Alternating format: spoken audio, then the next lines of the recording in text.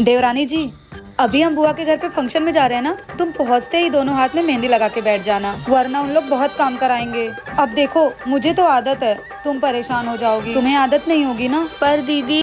परवर कुछ नहीं, तुम वहाँ काम करने थोड़ी ना जा रही हो। भाई तुम्हारी पहली शादी है ससुराल में, एंजॉय करना अच्छे से। ठीक है दीदी।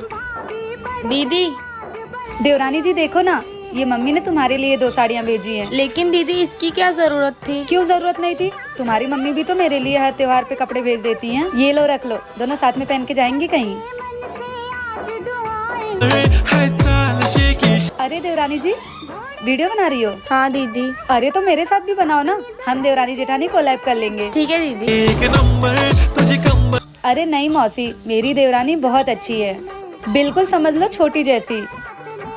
हाँ हाँ, बहुत अच्छे से जम जाता है हम दोनों का। तू ना थोड़ा कम बोल, तेरे से अच्छी है मेरी जेठानी, तू तो हमेशा लड़ती रहती थी।